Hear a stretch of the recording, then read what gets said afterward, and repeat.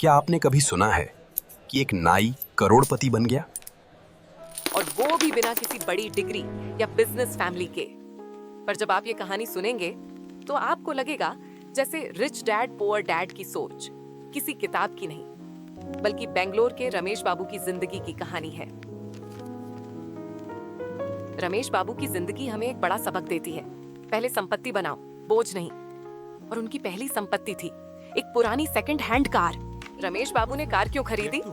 लोग अपनी जिंदगी का कीमती वक्त इन सड़कों पर गंवा रहे थे और यही थी बिजनेस अपॉर्चुनिटी। उसने अपनी पहली सेकंड हैंड कार खरीदने के लिए एक छोटा सा लोन लिया।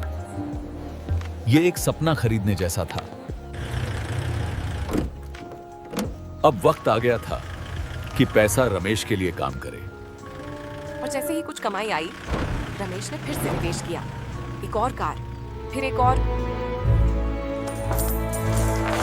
अब रमेश के पास सिर्फ एक कार नहीं, बल्कि 70 कारें हैं। हर एक उसकी मेहनत और लगन की कहानी कहती है।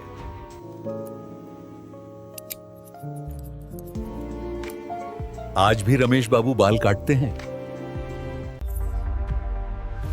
तो इस कहानी से हमें क्या सीखने को मिलता है? पहले संपत्ति बनाओ, बोझ नहीं।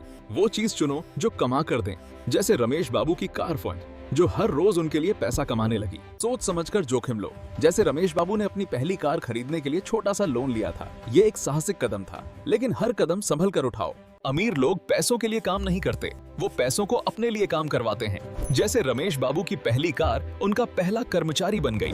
कमाई को खर्च मत करो, री इन्वेस्ट करो। पैसों को और पैसा बनाने दो।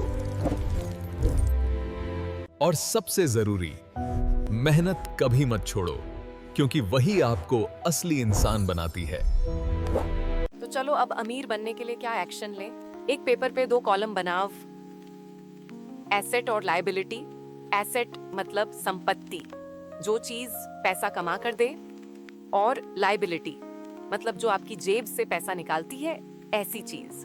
जैसे एसेट में स्टॉक, SIP, सोना चांदी, जमीन, छोटा सा कोई बिजनेस। लायबिलिटी में कोई अगर लोन चल रहा है, थोक लोन, क्रेडिट कार्ड लोन, अनावश्यक खर्चा आदि। अब हमें क्या करना है? एसेट बढ़ाने हैं और लायबिलिटी कम करनी है। आखिरी में ये लोक फायदा YouTube चैनल भी आपका एसेट ही तो है, क्योंकि ये आपको करोड़पति बनाने के लिए मदद तो कर रहा है। तो जरूर इस चैनल को अपने एसेट में रखें और लाइक एंड सब्सक्राइब करें।